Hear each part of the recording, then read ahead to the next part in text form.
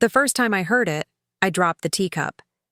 It didn't shatter, it just tipped, spilling jasmine-scented water onto a table already cluttered with unopened bills and old birthday cards I couldn't throw away.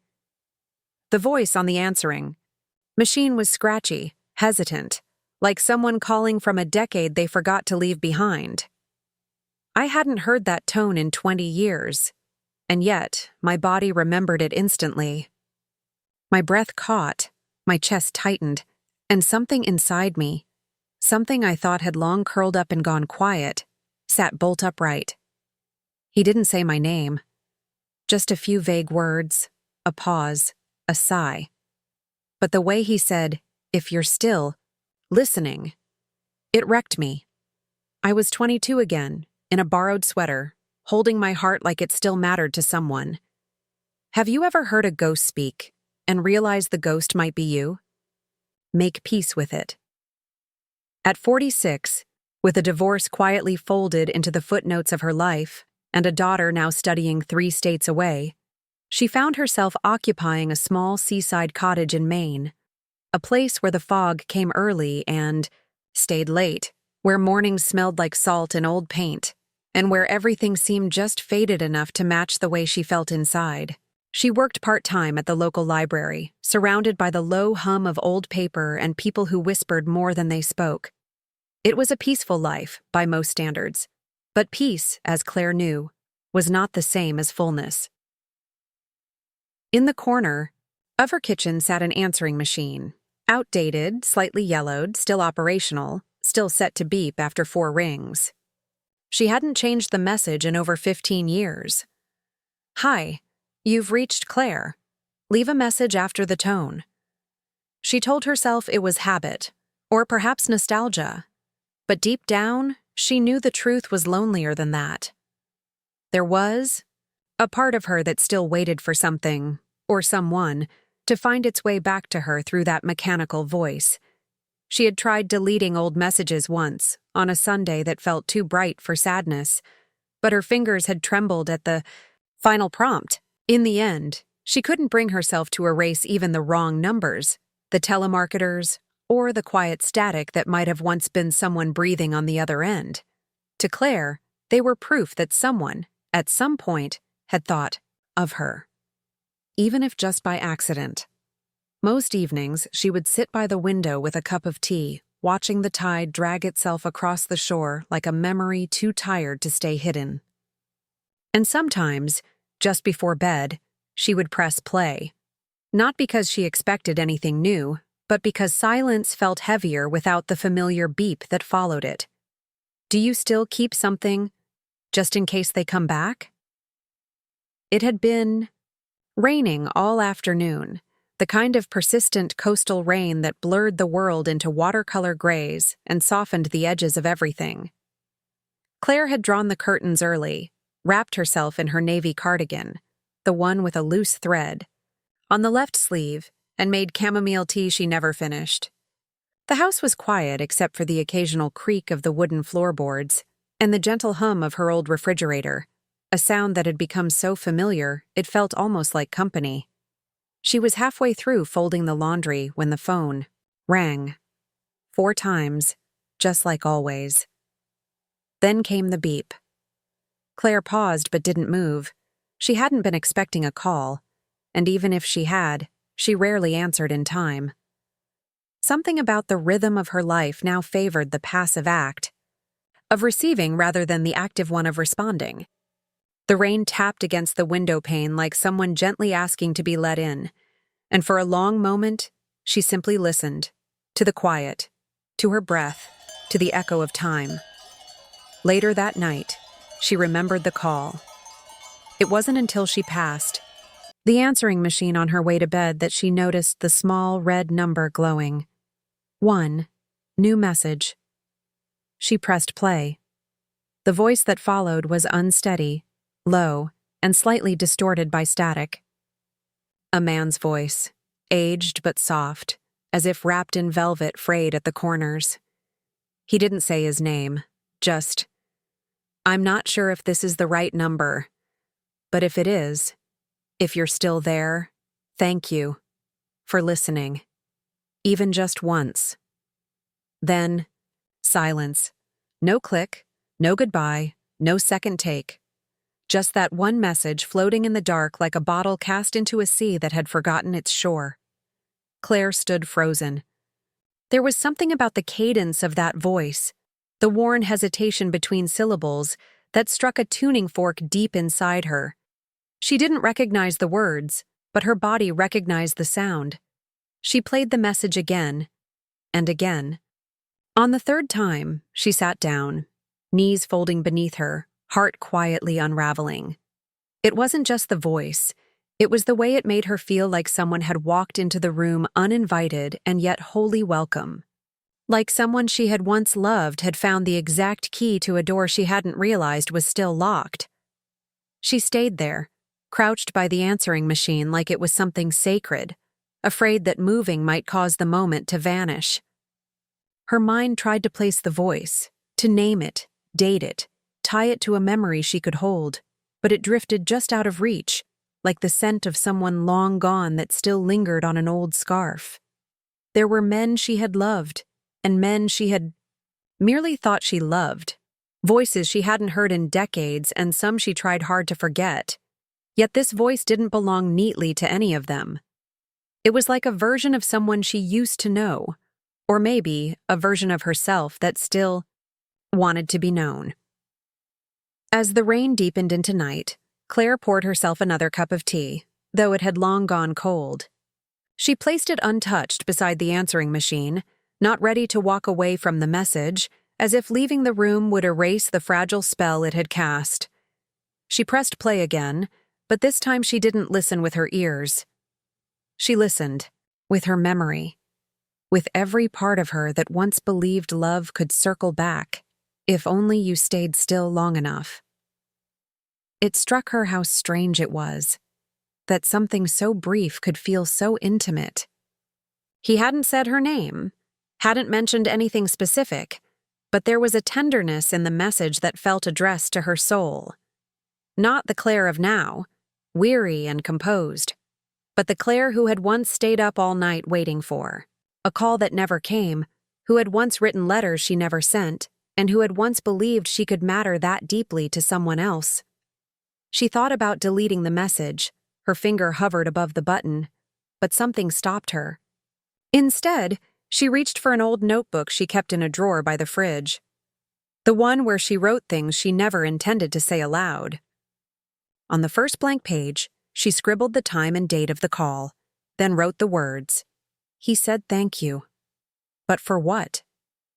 For a moment, Claire closed her eyes and imagined the man behind the voice. Did he sit alone? Like her? Did he dial her number on purpose? Or by accident? And if it was a mistake, why did it feel so personal? The morning after the call, Claire moved through the motions of her routine as though underwater. The rain had stopped, but a dull gray still pressed against the windows, as if the sky itself had forgotten how to be clear. She poured her tea too slowly, stared at it too long, and eventually left it untouched. The voice from the night before echoed between the walls of her quiet home, looping not on tape, but in her chest, low, hesitant, unfinished. She played it again, and again, not for clarity, but for comfort. It was strange how something so short, so vague, could feel intimate, enough to disarm her. Like someone had cracked open a door she thought had long rusted shut. That voice. It hadn't said her name. It hadn't said much at all. But it had known something. About silence, about memory, about how a single sentence can stir a sleeping ache. And Claire, who had learned to live carefully within her solitude, suddenly found herself needing to know. Not to chase the past, she told herself. Just to place it.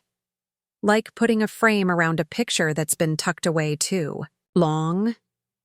She found herself drifting toward the attic later that day, driven by something quieter than urgency but stronger than curiosity. The hatch creaked as she pulled it open, a dusty scent rising like old perfume. She climbed the narrow stairs slowly, fingers grazing the walls, and when she reached the top, the light from the single window cut across boxes in slanted gold. She hadn't been up there in years, not since the winter her daughter left for college, not since the silence had turned from temporary to permanent. It didn't take long to find the box. Plain cardboard, labeled in smudged black ink. Tapes. Old. Inside, a tangle of memories. Birthday parties recorded in shaky voices, her mother's lullabies from an answering machine long gone, and one cassette without a label, marked only by a faint blue sticker in the corner. Claire stared at it for a moment, her heart tapping its own quiet message inside her ribs before she reached in and took it. She didn't remember what was on it. That made it all the more dangerous, and all the more irresistible. Back downstairs, she retrieved the old tape player from the linen closet, where it had been buried behind unused tablecloths and a set of holiday mugs she hadn't touched in years. The cassette clicked into place with a soft finality.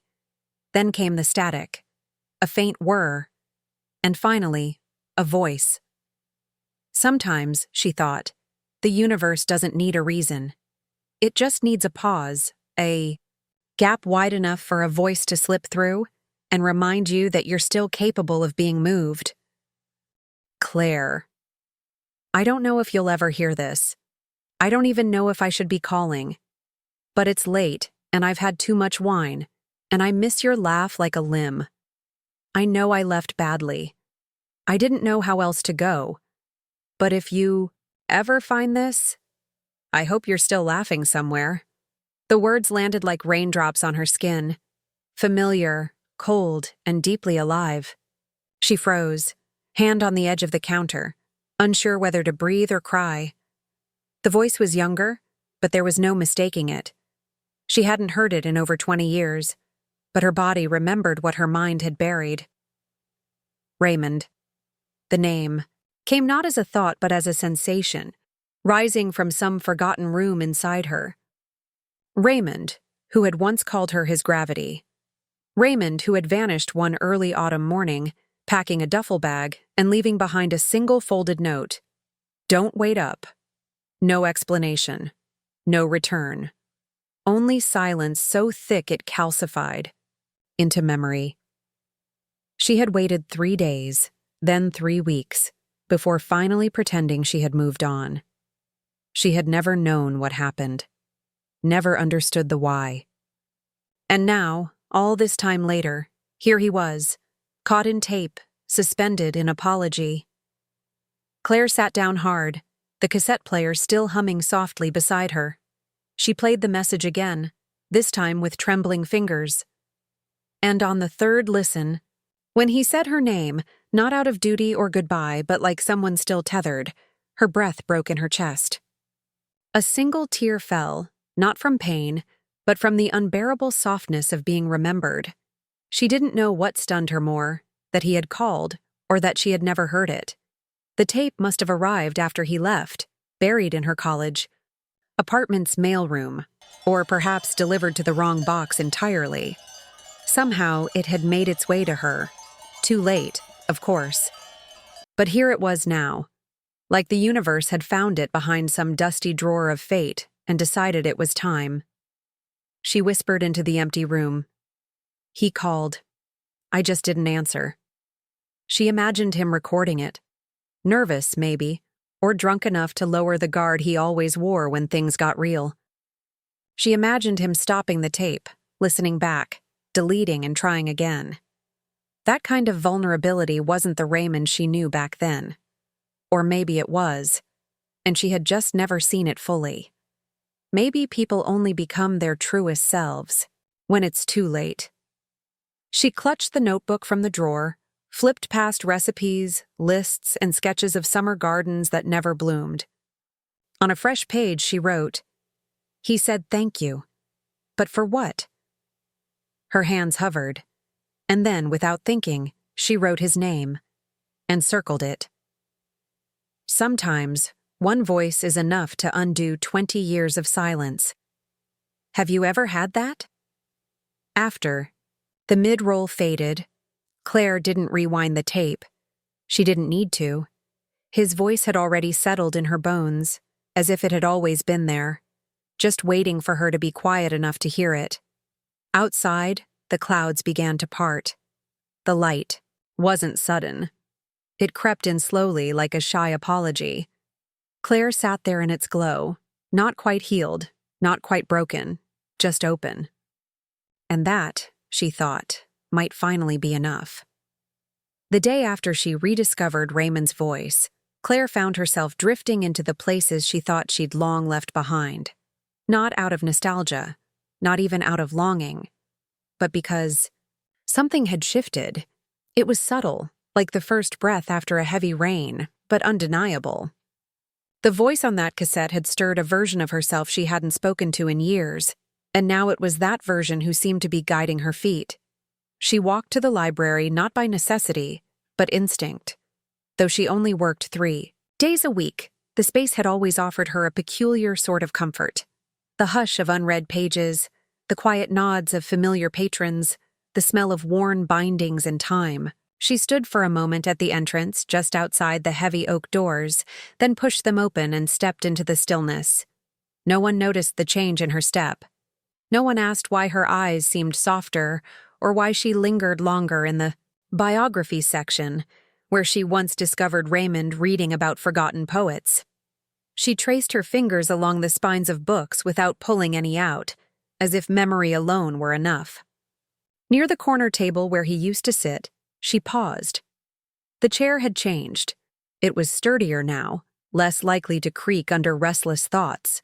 But the corner remained the same. The sun still hit it in the same slant at noon.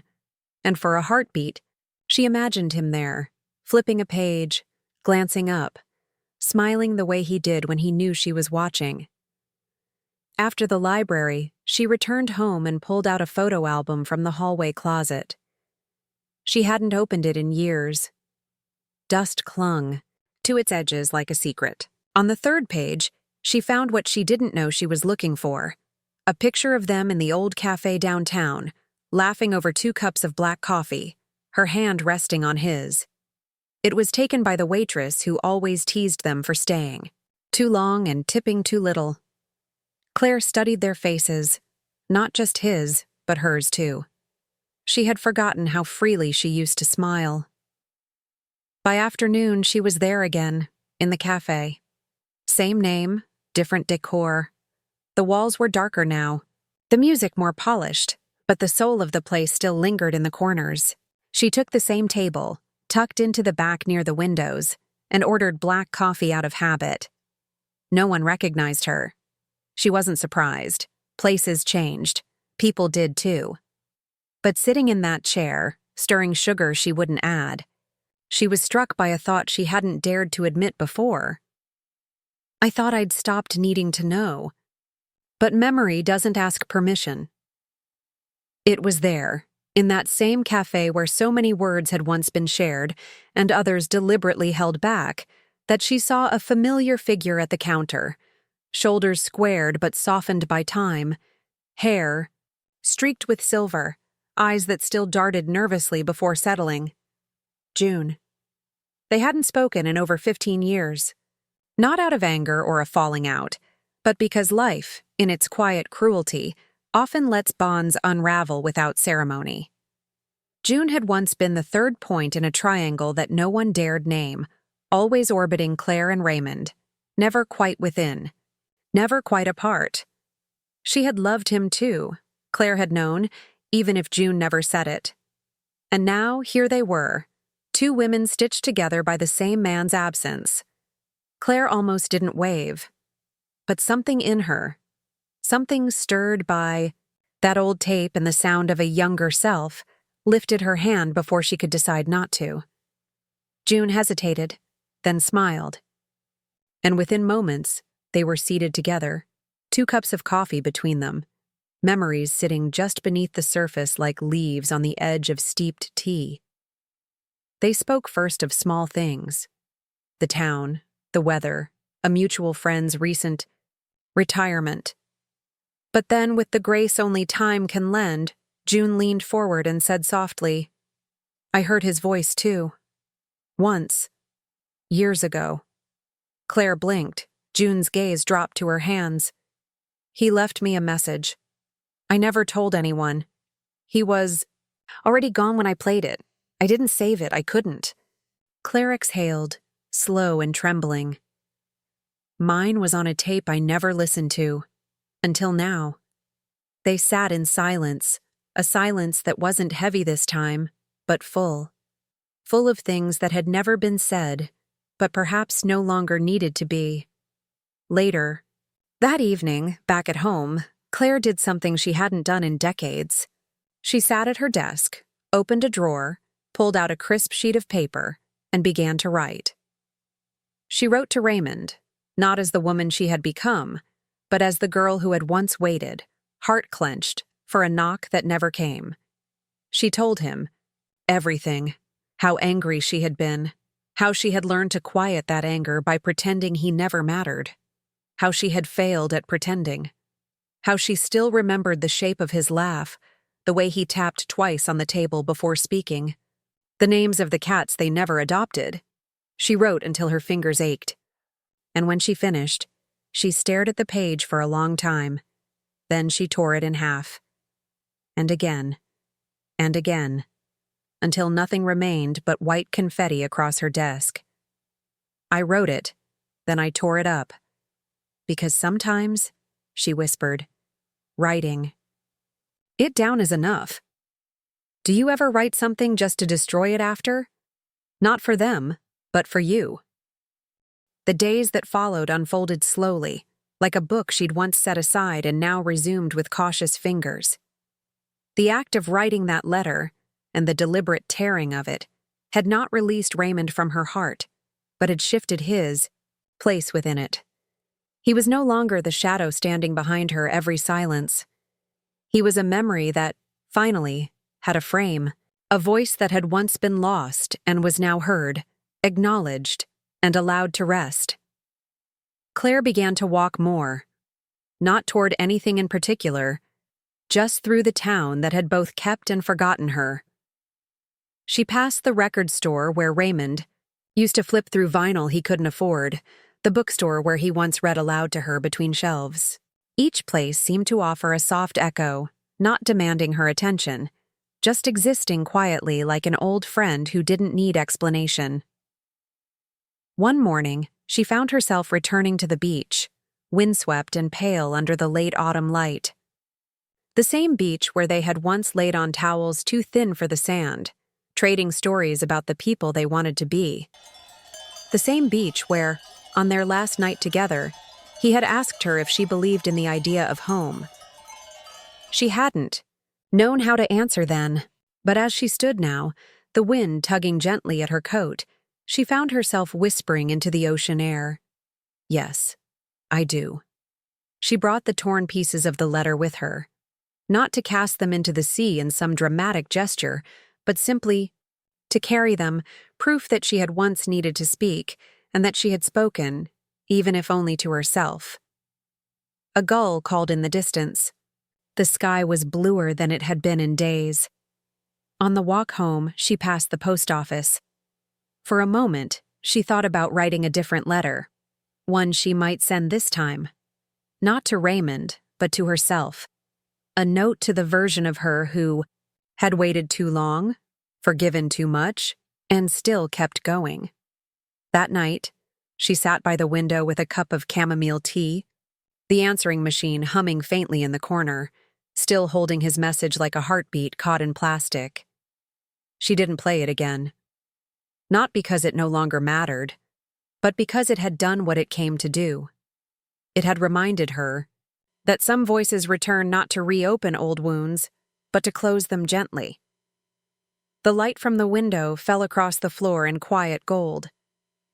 She let it touch her hands, her knees, the space beside her where no one sat, and for the first time in a very long time, Claire felt whole. That weekend, Claire invited June to her house, a simple gesture that once might have felt too intimate, but now felt almost necessary. There were still questions between them, ones that didn't need answers so much as quiet recognition. June brought lemon cake and a bottle of wine that neither of them opened. Instead, they sat in the kitchen with mugs of herbal tea, letting the hours stretch out like fabric being mended. They spoke of Raymond only once that evening. "He never really belonged to either of us, did he?" Claire said, not as a wound, but as a truth she'd finally accepted.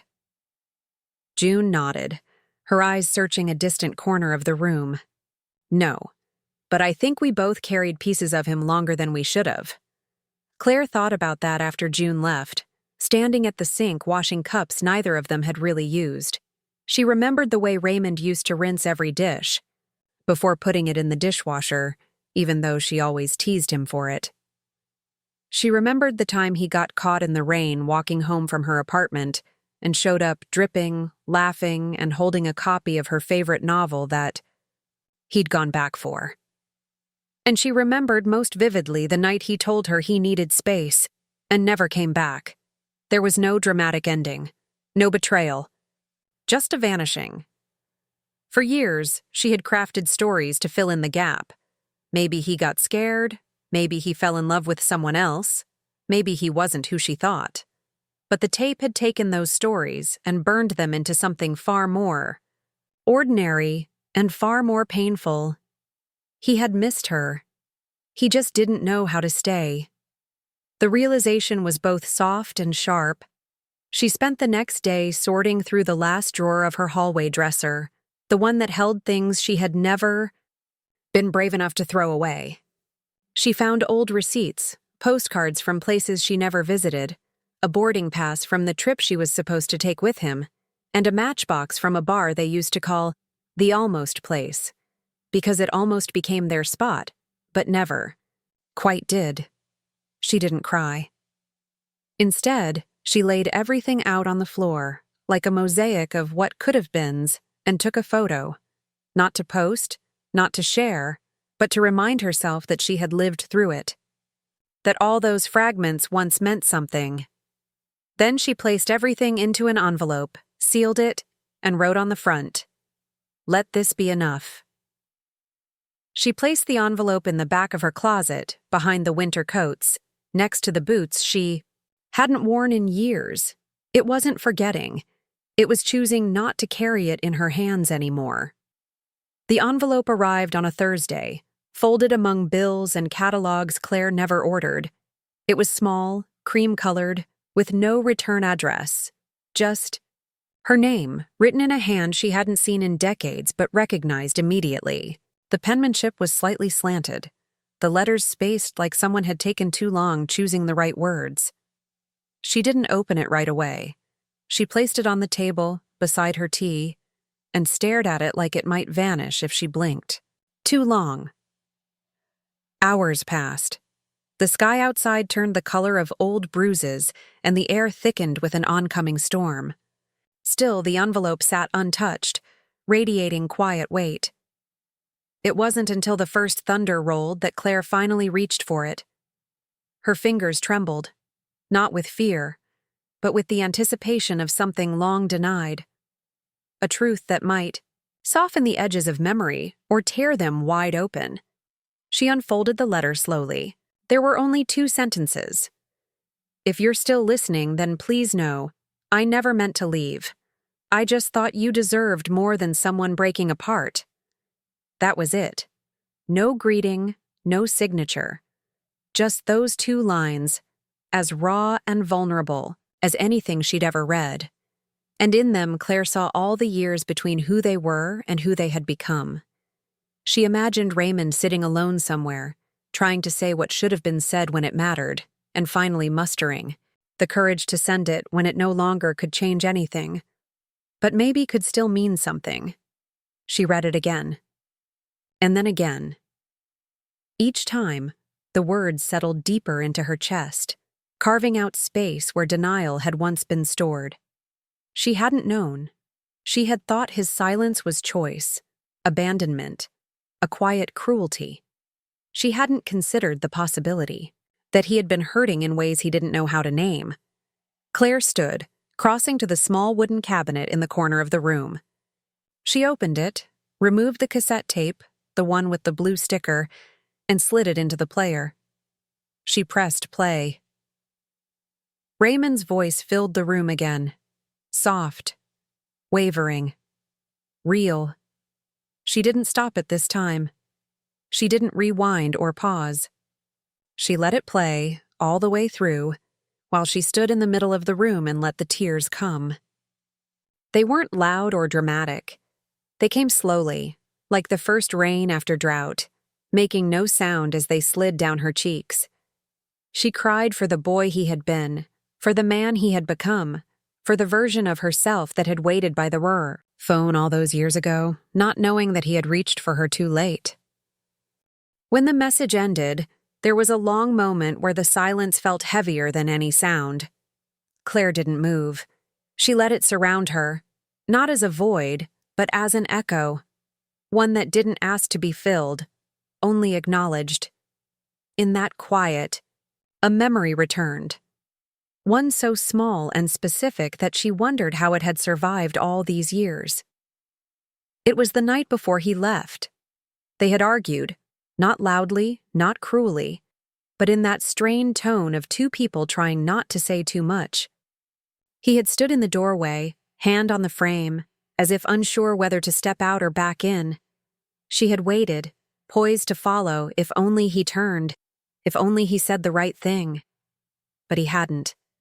Instead, he had looked at her with eyes that seemed to hold 1,000 unsaid words, and then he was gone. At the time, she thought it was cowardice. Now she saw it for what it truly was. Two people too afraid of breaking to admit they were already cracked. He had left, not because he didn't love her, but because he did and didn't trust himself to love her the way she deserved. And she had stayed silent, waiting for an apology, a confession, a gesture, anything to prove that she hadn't been alone in the loving. But now she knew he had tried, in his own broken way. That cassette had been his reach across the silence. And her not playing it had been her own kind of retreat. If silence can hold so much love, what are we all so afraid of? The storm outside finally broke, raindrops tapping the windows in rhythmic defiance. Claire sat down, letter in one hand, the other resting over her heart as if holding it in place. She wasn't angry. She wasn't even heartbroken. She was something, far more difficult to name. Seen. Seen by a version of love that had failed to endure, but hadn't failed to be real. She whispered his name. Not with longing, but with gratitude. And then, as the rain thickened into a lullaby, she folded the letter and placed it inside the notebook where she kept her untold things. Not to hide it, but to let it rest. It would never be a love story with a clean ending. She knew that now. But perhaps it didn't need to be. Perhaps some stories aren't meant to close like books, but to linger like music that fades too gently to be called finished. She looked out the window. In the dark, the lights from the town shimmered like distant stars, and for the first time, in years, she allowed herself to wonder, not what might have been, but what still could be. Not with Raymond, not even with love, but with herself. That night, long after the rain had slowed and the quiet settled deep into the house, Claire remained at the window, watching shadows stretch and shrink with the shifting moonlight. She had the notebook open again on her lap, but not to write. Her pen sat untouched. There was nothing left to say. Not now. Not to him. Instead, she turned the page and drew a small, simple sketch. A doorway, left ajar, with light leaking through the edges. She didn't know what compelled her to draw it. Perhaps it was the image of Raymond standing in her doorway that night so many years ago, unsure of which direction to take. Or maybe it was because in some way she too had lived much of her life standing still, hoping someone else would move first. She traced the doorway again. This time, she drew a second figure on the other side of it, herself. Older, wiser. waiting not to be rescued, but simply to acknowledge that she had waited, that she had loved, even when it wasn't returned the way she needed it to be, and that now, finally, she was allowed to step through. She closed the notebook gently and placed it beside her, next to the letter now tucked safely between its pages. For years she had blamed him, for the silence, for the goodbye that never came, for the ghost of a love that had followed her through every decision she made since. But now, she saw how much of that silence had been hers too. How her own fear of being vulnerable, of saying I still need you when she had already told herself she shouldn't, had built a wall that neither of them dared to climb. The truth was harder than she expected. It wasn't that he left her without a word. It was that she had chosen not to listen when he tried. There was no justice in that. No poetic symmetry. Only human failing. And yet, the grief that had once felt jagged now felt round, softer, like a bruise beginning to fade. It would always ache when touched, but it no longer defined her skin. Claire whispered one last thing into the dark. I forgive you. Not because he had asked for it, not because he deserved it, but because she did, and just like that, the weight lifted, not entirely, not forever, but enough to breathe without it pressing against her ribs. The house was quiet, not the kind of peaceful quiet that wrapped itself around her shoulders like a soft shawl, but the sharp, echoing stillness that made every creak of the floor sound like a confession. Claire moved through it slowly, like someone walking across a memory too fragile to speak aloud. The kitchen light cast a soft yellow glow, puddling on the tiled floor, making the world feel smaller, enclosed. She sat down at the small wooden table, the one she had once shared with laughter, spilled coffee, and long talks that unraveled into the night. Now it held only her elbows, a cooling cup of tea, and the weight of a truth she had avoided for too long. For years, she had blamed Raymond for disappearing, for leaving no goodbye, for making her carry the silence alone. But now, in the aftermath of letters, voicemails, and quiet revelations, she saw the fuller picture, one in which her own silence had been just as loud. She had chosen not to reach back, not to risk, not to hope, because if she did, and he failed, her again, she feared it would break her entirely, and perhaps the greatest wound of all was not his leaving, but her own decision to stop believing in what they could have been. She had built a fortress out of maybe and what if, and called it strength. But strength, she realized now, was not the same as stillness. She reached for the answering machine. Her fingers hovered for a breath too long, then pressed. Play. His voice came through soft and hesitant, as it had so many nights before, but this time she wasn't listening for him. She was listening for herself, to hear how she breathed through it, to remind herself that she was still here, still able to feel, even if it came wrapped in regret. I used to think, she whispered, almost to the walls, that if I was strong enough, I would forget. But all I've learned is how to live with the space you left behind. The machine clicked off. Silence returned, but it no longer felt punishing. It felt honest, like grief finally being allowed to speak. The moonlight drifted across, the floor like a second kind of silence, touching the corners of the kitchen where memories used to sit. Claire remained still. Her hands were clasped in front of her, not in prayer, but in effort, to keep herself from unraveling too quickly. There was no one to witness this quiet collapse, no one to soothe or shame it. Just her, and the echo of everything she had never allowed herself to say. She thought back to all the times she had almost loved again. The man who brought her tulips on Wednesdays, the one who offered to fix her leaking faucet just to have an excuse to talk longer. The neighbor who made her laugh in the garden once, and then again, until she almost forgot to be afraid. But each time, just as something warm threatened to take root, she had stepped back. Closed the door gently. smiled with the kind of practiced kindness that said, "Thank you, but I've already survived too much." The truth was, she hadn't forgiven herself, not for losing Raymond, but for building a life so carefully around the loss that she forgot how to let anyone back in, for confusing control with healing, for carrying strength like a shield when what she really needed was softness. She got up from the table slowly, walked to the cabinet above the sink, and pulled down a chipped ceramic cup.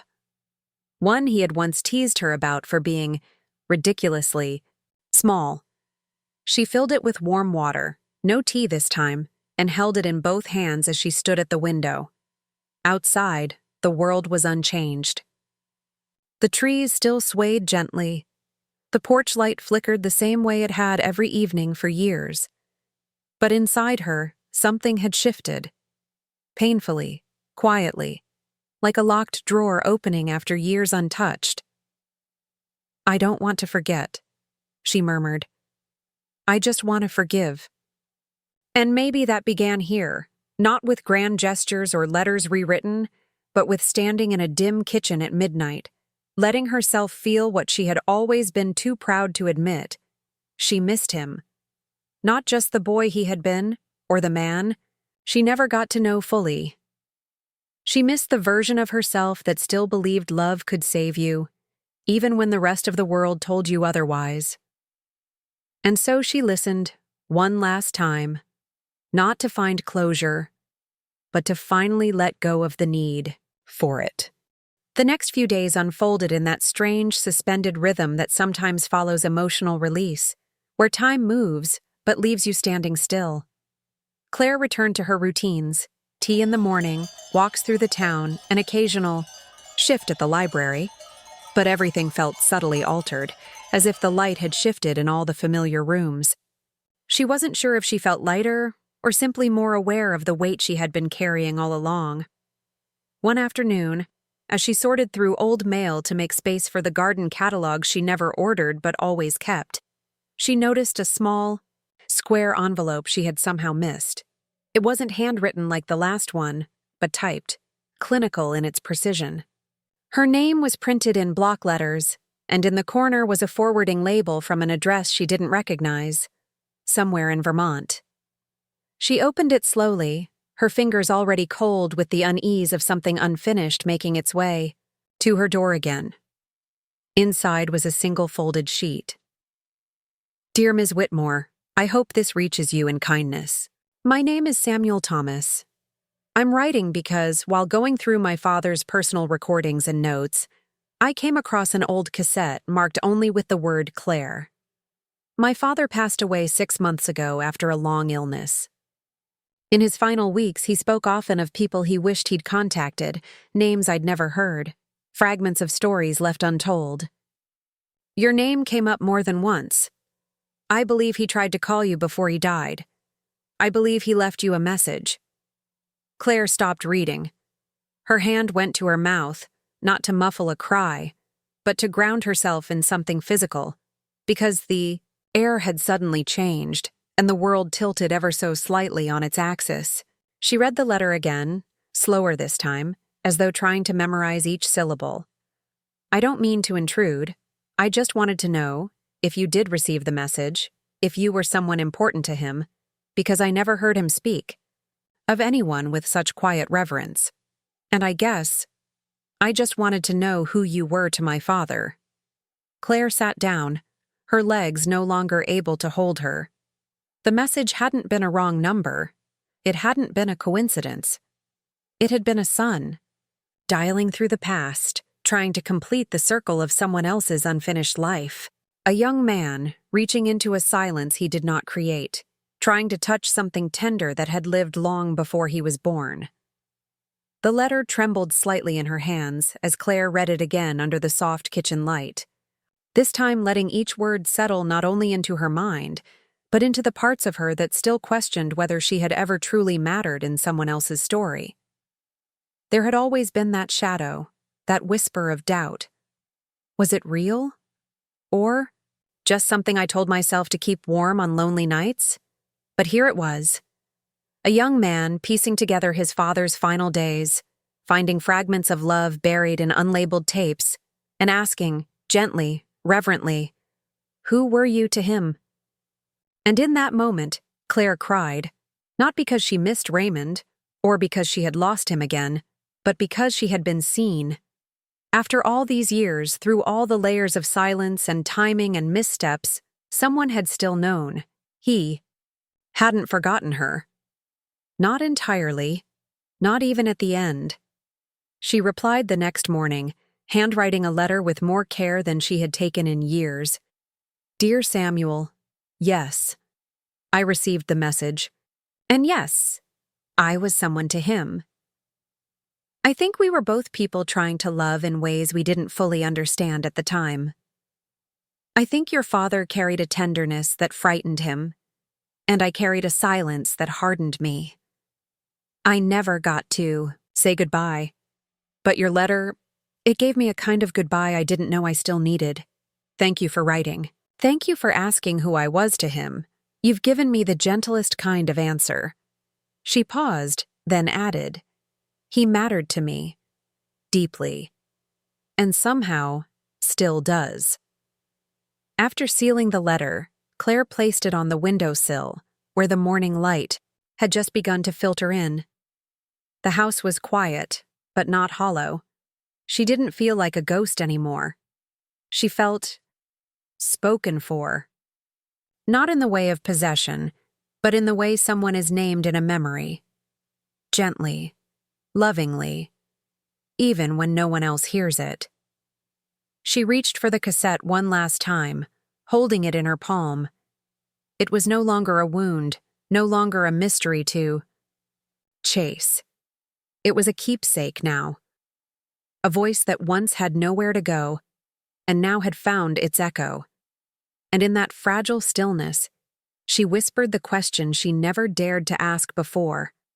Quietly, only to herself. If someone asked your name in someone else's story, would they know how much you mattered? This time she knew the answer. After writing the letter, Claire didn't rush to post it. Instead, she placed it beside the notebook and let it sit there for a day, then two, as if the act of sending it might somehow unmake the intimacy she had just rediscovered. There was something sacred in holding on to those words a little longer, like cradling a truth that had finally taken shape after decades of shapeless ache. She spent that Sunday morning rereading old journal entries, most of them incomplete thoughts, and lists of groceries alongside scribbled quotes she had once found beautiful. But in between the mundanities, she found the pages where she had written his name over and over again, not in longing, but in disbelief, trying to make sense of how someone who had once said, "I can't breathe when you're not near me," could disappear so fully. And yet somehow, he hadn't. Not really. What stayed with her most was Samuel's phrase, quiet reverence. It repeated itself in her head like a refrain. She thought of all the years she had wasted wondering if she had imagined the depth of what they shared. And now, a stranger, a son, had given her the closest thing to confirmation she would ever receive. Later that evening, as the sky turned a shade of lavender she'd always associated with endings, Claire walked to the mailbox at the edge of her lawn. She placed the envelope inside with a kind of ceremonial stillness, and as she closed the lid, she whispered, "This is not a goodbye. It's a thank you." Walking back to the house, she caught her reflection in the window. Older, yes, but softened. Not from forgetting, but from finally understanding. She hadn't been a footnote in someone else's story. She had been a chapter, and for the first time, that was enough. The morning was cool and still, the kind of morning where breath feels heavier and the silence around it feels almost intentional. Claire moved through her house with the ease of someone who had learned to listen, to walls, to memories, to her own quiet voice. The cassette still sat on the counter, the edges slightly worn now, not from use but from reverence. She hadn't played it in days. She didn't need to. It lived in her now, as familiar as her own breath. She stood before the answering machine one last time, not to hear a voice, but to leave one. The irony of it made her smile. How all these years she had waited to receive something, and now she was the one with something to say. She reached for the record button, pressed it with a steady hand, and let the soft beep carry her into stillness. "Hi," she began, her voice low but sure. "This one's for me." She paused, eyes closed. "Thank you for not letting go of what mattered, even when it hurt, for opening that tape, for letting yourself feel, for standing still long enough to hear a voice that was always meant for you. You've carried so much for so long, and now, maybe, you can set it down.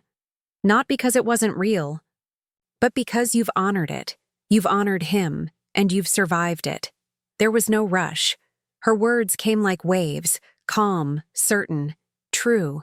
You're allowed to love what was. You're allowed to miss it. But you're also allowed to keep walking. She exhaled. This message isn't for the past. It's a reminder. For every morning you still wake up wondering if you mattered. You did. You do. She let the silence linger before pressing stop. Then, without checking the recording, without replaying it or second-guessing what had been said, Claire turned away from the machine and walked outside. The air smelled of salt and pine. The wind touched her hair the way someone once had. Soft, intentional, gone before she could hold it. She didn't need to chase it anymore. Claire walked slowly, each step deliberate, as if retracing a path her body remembered better than her mind. The sand was cool beneath her shoes, the beach almost empty except for a few scattered shells and the quiet rhythm of the tide folding itself onto the shore. It wasn't a dramatic kind of sea, not the stormy, crashing kind that filmmakers love, but something more intimate, more honest. It was the kind of ocean that listened, not because it had answers, but because it knew how to stay. She stopped where the wet sand met the dry and stood still, letting the wind carry her silence out into the open air. She hadn't come here for a ceremony. There were no ashes to scatter, no letters to burn. What she brought with her wasn't something to release. It was something she had finally made peace with. For the first time in her life, she didn't feel like the one left behind. She felt like someone who had stayed long enough to understand. Her thoughts drifted, not toward Raymond, but toward herself. Toward the girl who had once believed that love must arrive with fireworks or grand gestures to mean something, who hadn't known then that the most lasting kind of love is sometimes the one that leaves, but never vanishes. She looked out to the horizon, to the faint line where sea met sky, and said quietly, "You can go now." She didn't mean him. She meant the ache, the doubt, the question that had followed her for years like a shadow that never needed the sun. There was no answer. Just the wind and the sea, and the rising certainty in her chest that letting go did not mean forgetting. It meant choosing to remember differently. She removed her shoes and stepped forward, feeling the earth soften beneath her. With every wave that kissed her feet, something inside her loosened. Something old, something patient, something ready. And in that moment, she smiled. Not because it was over, but because she had finally arrived somewhere she didn't need to. Claire stayed at the edge of the water until the tide began to retreat. Gentle and steady like the closing of a long-kept chapter, she turned away slowly, not with reluctance, but with a calm certainty that whatever needed to be heard had been spoken, even in silence. The walk back felt different. Not lighter exactly, but less haunted. Her thoughts didn't swirl the way they once had. She wasn't searching for signs or for meanings hidden between the lines of someone else's voice. She was, for the first time, listening inward. And what she heard wasn't longing, it was presence. Back at the house, the answering machine's light blinked faintly, but she didn't check it. Not tonight. She made herself a cup of tea, wrapped a soft blanket around her shoulders, and sat. By the window where the last light of day spilled across the floor, the cassette still sat on the table. She ran a finger along its edge, then tucked it gently into a small wooden box beside a pressed flower from the summer they first met, and the folded piece of paper that held her name in Raymond's handwriting. She would keep them, not as relics but as reminders that she had been chosen, that she had loved, that it had mattered. And as the sky darkened into a quiet navy blue, she reached once more for the notebook where she kept her most private truths and wrote without pause. Thank you for not forgetting me, for making me remember myself, for proving that even the voices we lose can find their way back, not to stay, but to echo just long enough for us to find our own. She closed the book, breathed in deeply, and let the exhale carry years of unanswered questions out of her lungs. In their place was a single peaceful truth. She no longer needed an ending. She had already lived the story, and that was enough. Then, looking softly into the darkness outside, she offered one last thought, barely a whisper. Maybe the voice we wait for is the one inside us all along. The next morning, Claire woke, early, not because of noise or restlessness, but because her body felt ready. There was no weight on her chest, no list of things to forget or rewrite. For the first time in years, she didn't reach for the past before getting out of bed. She simply stood, walked barefoot into the kitchen, and opened the window. The air was crisp and clean, scented faintly with sea and something blooming nearby. She didn't know what it was. She didn't need to name everything anymore. That day, she did small things that once felt impossible. She called her daughter just to ask how the sky looked from her side of the country. She said yes to June's offer for lunch, and when June asked if they could invite someone new from the book club, Claire didn't flinch. She simply said, "Why not?" Later that afternoon, while organizing a drawer in the hallway, she found an old phone, one of those clunky silver flip models from the early 2000s. The battery was long dead, the charger gone. Still, she held it in her palm for a long moment, remembering the way she once stared at it for hours, waiting for a name to appear, for words to arrive, for love to come back. She didn't feel that way anymore. She placed it gently beside the cassette, inside the same wooden box, like closing the last chapter of a very long, very patient book. And then she laughed, not loudly, but fully. A real laugh, the kind that fills the space it enters without asking permission. It surprised her. It surprised even the silence. She sat by the window as the sky turned from rose to gold, watching the light stretch itself across the water and thinking, this is what staying feels like. Not waiting, not longing, just being. And in that, there was something almost holy. She whispered one last thank you, this time to no one and to everyone, and felt it settle not into the air, but into herself. And maybe that was the point all along. If this story made you remember someone, don't. Forget to breathe and maybe tell them.